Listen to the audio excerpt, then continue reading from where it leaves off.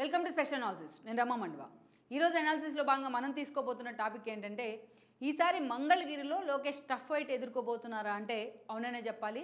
మొత్తం అదేదో సినిమాలో చెప్పిన విధంగా మొత్తం అటంతా కూడా అందరూ ఒకవైపు, ఇటు లోకేష్ ఒక్కడే ఒకవైపు అన్నట్టుగా ఈరోజు మంగళగిరి నియోజకవర్గం మారుతూ వస్తుంది. వైసీపీ వర్సెస్ టీడీపీ అన్న పోరులో ఈ రోజున లోకేష్ అక్కడ అర్జునుడు కాబోతున్నాడా, అభిమన్యుడు కాబోతున్నాడా ఆ పద్మవ్యూహంలో అన్న చర్చ కూడా హైలైట్ అవుతోంది. ఎందుకంటే ఆ స్థాయిలో లోకేష్ని అష్టదిగ్బంధం చేయడంలో గత ఎన్నికల్లో జగన్మోహన్ రెడ్డి సక్సెస్ అయ్యారు. ఎస్పెషల్లీ 2014 ఎన్నికల సమయంలో ఆయన ప్రత్యక్ష ఎన్నికల్లో పోటీ చేయలేదు. 19 ఎన్నికల్లో ఆయన మంగళగిరిని చూస్ చేసుకున్నారు. ఆ క్రమంలోనే ఆ రోజున అష్టదిగ్బంధం చేయడంలో నిజంగానే జగన్మోహన్ రెడ్డి సక్సెస్ అయ్యారు.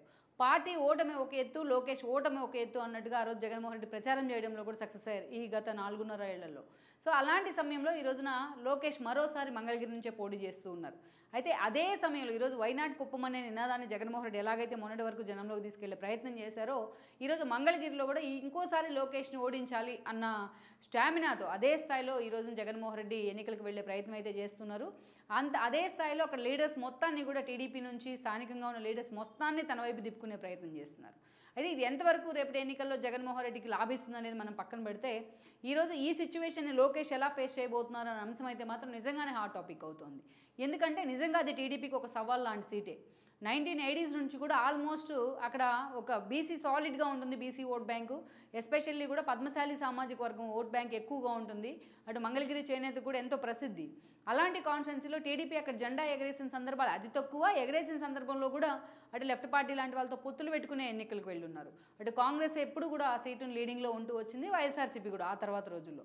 అలాంటి సీట్లో మనం చూసినట్లయితే 2014 రాష్ట్ర విభజన తర్వాత జరిగిన క్రమంలో ఆళ్ల రామకృష్ణారెడ్డికి జగన్మోహన్ రెడ్డి టికెట్ ఇచ్చే ప్రయత్నం చేశారు. అయోధ్య రామరెడ్డి బ్రదర్ కూడా ఆయన గెలవడం జరిగింది. ఆ రోజున ఇటు టీడీపీ వైపు నుంచి చూస్తే గంజి చిరంజీవి ఆ రోజు పోటీ చేశారు. చాలా నేరోతో వాళ్ళు ఆ రోజు గంజి చిరంజీవి మీద గెలిచారు. ఇక గెలిచిన తర్వాత అమరావతిని రాజధానిగా చంద్రబాబు నాయుడు ప్రకటించినప్పటికీ బట్ ఆ విషయం మీద అనేక సార్లు దాదాపు జగన్మోహన్ రెడ్డి పార్టీకి సంబంధించి, ఇక అదేవిధంగా చంద్రబాబు నాయుడు విధానాలను వ్యతిరేకిస్తూ, అమరావతిని వ్యతిరేకిస్తూ దగ్గరగా 120 కేసులు ఆళ్ల రామకృష్ణారెడ్డి కేసులు ఫైల్ చేయడం జరిగింది కోర్టులో. అనేక మొట్టికాయలు తిన్నప్పటికీ కూడా పదే ఆ కేసులను హైలైట్ చేస్తూ వచ్చారు ఆయన. అలా వార్తల్లో నిలుస్తూ వచ్చారు. అలాంటి మంగళగిరి నుంచే తాను పోటీ చేయాలని లోకేష్ నిర్ణయం తీసుకున్న తర్వాత ఆయనకి చాలా వ్యతిరేకంగా పార్టీలో వాయిస్ అయితే వచ్చింది. చాలామంది తమ సీట్లు త్యాగం చేస్తామంటూ ముందుకు రావడం జరిగింది. ఆ సీటు టీడీపీకి అనుకూలంగా ఉండదంటూ ఆయనకు సర్ది చెప్పే ప్రయత్నం జరిగింది. కానీ లోకేష్ మాత్రం తను ఎమ్మెల్సీగా ఉండటం కానీ, మంత్రిగా పనిచేయడం కానీ, మంత్రి హోదాలో అనేక డెవలప్మెంట్ యాక్టివిటీస్ అక్కడికి తీసుకురావడం కానీ, రాజధాని ప్రాంతానికి పర్టికులర్లీ రాజధాని ప్రాంతంలో మంగళగిరి ఉండడం కానీ, ఇవన్నిటిని దృష్టిలో పెట్టుకుని లోకేష్ ఆ సీటుని సవాల్గా తీసుకున్నారు. ఎంతమంది వద్దని వారిస్తున్న మంగళగిరి నుంచి ఆ రోజు పోటీలో నిలబడ్డారు. అయితే జగన్మోహన్ రెడ్డి కూడా అదే స్థాయిలో మిగతా కాన్స్టిట్యున్సీస్ అన్నీ ఒక ఎత్తు, మంగళగిరి ఒక్కటే ఒక ఎత్తు అన్నట్టుగా జగన్మోహన్ రెడ్డి ఫోకస్ పెడతాం జరిగింది. దానిలో భాగంగానే మనం చూసినట్లయితే గత ఎన్నికల సమయంలో జగన్మోహన్ రెడ్డి ఎన్నికల ప్రచారం కంటే ముందే ఆళ్ల రామకృష్ణారెడ్డిని అక్కడ నిలబెట్టిన తర్వాత ఆళ్ల రామకృష్ణారెడ్డికి లోకేష్ను ఓడిస్తే మంత్రి పదవి ఇస్తానంటూ కూడా హామీ ఇచ్చినారు. బట్ ఆ హామీ తర్వాత నిలబెట్టుకోలేకపోయారు, అది వేరే విషయం. అయితే ఇక షర్మిల ప్రచారం చేసినా, విజయమ్మ ప్రచారం చేసినా ఆ స్థాయిలో ముందుగా by by Babu, by by Lokesh అంటూ ఆ మంగళగిరి నుంచి కూడా ప్రచారం చేయడం జరిగింది. రాష్ట్ర వ్యాప్తంగా వైఎస్ఆర్సీపీకి ఉన్న ఒక వేవ్ కావచ్చు. అదేవిధంగా ఆ ఎన్నికల సమయంలో పూర్తి స్థాయిలో అక్కడ లోకేష్ లాస్ట్ మినిట్లో అక్కడ ఎంట్రీ ఇచ్చిన విధానం కావచ్చు. ఆ సీటు గతంలో టీడీపీ అంత సాలిడ్ సీటు కాకపోవడం వల్ల కావచ్చు ఆ ఎన్నికల్లో లోకేష్ ఓడిపోవడం జరిగింది. 2019 ఎన్నికల్లో పార్టీ ఓటమి ఒక్కటే ఒక ఎత్తు, లోకేష్ ఓటమి ఒక్కటే ఒక ఎత్తు అన్నట్టుగా వైఎస్ఆర్సీపీ ఆయన మీద పూర్తి స్థాయిలో ప్రచారం చేస్తూ వచ్చింది. ఇక మంగళగిరి ఓటమి టార్గెట్గా ఎన్నోసార్లు లోకేష్ని అటు వైసీపీ సోషల్ మీడియా హ్యూమిలేట్ చేస్తూ కూడా వచ్చింది. అయితే వీటన్నిటిని బేర్ చేస్తూ కూడా లోకేష్ మరోసారి మంగళగిరినే తన పోటీకి ఎంచుకున్నారు. మరోసారి ఎంతమంది వద్దని వారిస్తున్నా మంగళగిరి నుంచే పోటీ చేస్తానంటూ ఆ కాన్స్టిట్యున్సీ మీద కాన్సన్ట్రేషన్ చేశారు. తాను ప్రతిపక్షంలో ఉన్న ఎన్నో డెవలప్మెంట్ యాక్టివిటీస్ మీద ఆయన ఫోకస్ పెట్టారు. ఆయన తరపున ఇటీవల వ్యూవర్స్ ఇష్యూస్లో కూడా బ్రాహ్మణి కూడా ఆ కాన్స్టిట్యున్సీలో ఇన్వాల్వ్ అవుతూ వస్తున్నారు. ఇక ఇలాంటి సిచ్యువేషన్లో లోకేష్ ఎంతో ప్రెషియస్గా మంగళగిరినే తీసుకున్నారు. ఇక అదే సమయంలో జగన్మోహన్ రెడ్డి మరోసారి లోకేష్ మీద ఫోకస్ పెట్టారు. ఇక్కడ చూసినట్లయితే ఈ రోజున టీడీపీకి మద్దతుగా వెళ్లే నేతలందరినీ కూడా తిరిగి తన పార్టీ వైపు తీసుకోవడంలో జగన్మోహన్ రెడ్డి సక్సెస్ అయ్యారు. ఈ రోజున చూస్తే అక్కడ ఒక కాండ్రు కమల గతంలో ఎమ్మెల్యేగా పనిచేశారు. ఆవిడ మధ్యలో టీడీపీకి మద్దతు ఇచ్చే ప్రయత్నం చేసినా ఇప్పుడు ఆవిడ వైసీపీలోనే ఉంది. ఒక మురుగుడు హనుమంతరావు, ఆయన గతంలో ఎమ్మెల్యేగా కూడా పనిచేస్తున్నారు. అలాంటి మురుగుడు హనుమంతరావు మధ్యలో టీడీపీలోకి కూడా వచ్చినారు. అలాంటి మురుగుడు హనుమంతరావు మళ్ళా వైఎస్ఆర్సీపీ జెండా కప్పుకున్నారు. ఇక ఓ గంజి చిరంజీవి, ఆయన టీడీపీ నేత, టీడీపీ నుంచి పోటీ చేసి ఓడిపోయిన హిస్టరీ ఉన్న ఈరోజు ఆయన తీసుకెళ్లి అక్కడ మొన్నటి వరకు కూడా ఇన్ఛార్జిగా ప్రకటించారు జగన్మోహన్ రెడ్డి.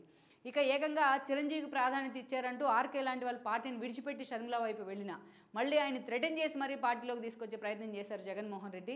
ఈరోజు ఆళ్ళ రామకృష్ణారెడ్డి తనకు టికెట్ ఇవ్వకపోయినా బట్ జగన్మోహన్ రెడ్డిని అనుకూలంగా ప్రచారం చేస్తానంటూ కూడా ఆయన తిరుగుతూ వస్తున్నారు. అక్కడ మురుగుడు ఏదైతే లాస్ట్ మినిట్లో అక్కడ టికెట్ గంజి మురుగుడు హనుమంతరావు టికెట్ ఉంటుందో ఆయన అందరూ లెక్కలు కట్టినా లాస్ట్ మినిట్లో ఈ రోజున ఆయన తీసేసి గంజి చిరంజీవిని కూడా పక్కన పెట్టేసి మురుగుడు లావణ్యకి ఈరోజు టికెట్ అయితే అనౌన్స్ చేశారు.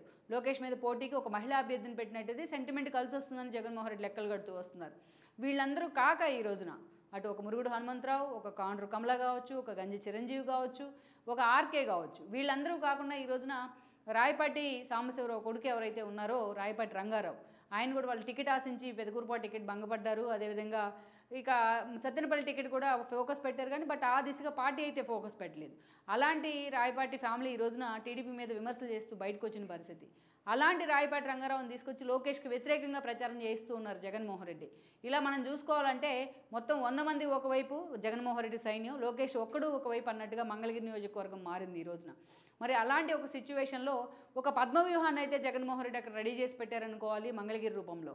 అలాంటి పద్మవ్యూహాన్ని లోకేష్ ఎంతవరకు కూడా ఛేదిస్తారు అనేది అయితే ఒక చర్చ. బట్ లోకేష్ మాత్రం అదే ధీమాగా తన పాదయాత్ర కంప్లీట్ చేసుకున్న తర్వాత ఈరోజు మంగళగిరి మీదే ఫోకస్ పెట్టారు ఆయన. ఇష్యూస్ని తన అధికారంలో లేకపోయినా అక్కడ లోకల్ ఇష్యూస్ని సార్ట్అవుట్ చేస్తూ పూర్తిగా ప్రజల మనిషిగా పేరు తెచ్చుకుంటూ ఉన్నారు. ఇలాంటి సిచ్యువేషన్లో జగన్మోహన్ రెడ్డి తీసుకొచ్చిన పద్మవ్యూహంలో, మంగళగిరి పద్మవ్యూహంలో లోకేష్ అర్జునుడు కాదు, అభిమన్యుడు కాదు, అర్జునుడే అన్న ప్రచారం అయితే జరుగుతోంది. లెట్స్ సీ మరి రేపటి రిజల్ట్ ఎలా ఉంటుందన్నది కూడా మనం చూడాల్సి ఉంది. మొత్తానికి ఇంతమందిని ఎదుర్కొని లోకేష్ ఫైట్ చేయాల్సిన అవసరం అయితే ఉంటుంది. సో అత్యంత ఇంకా మోర్ అండ్ మోర్ అలర్ట్ అవ్వాల్సిన అవకాశం అయితే ఉంటుంది. లెట్స్ సీ మరి ఇలాంటి పరిణామాల మధ్య ఈ రోజున మంగళగిరి సీట్ అనేది మాత్రం ఒక హాట్ సీట్గా మారుతుందన్నది వాస్తవం.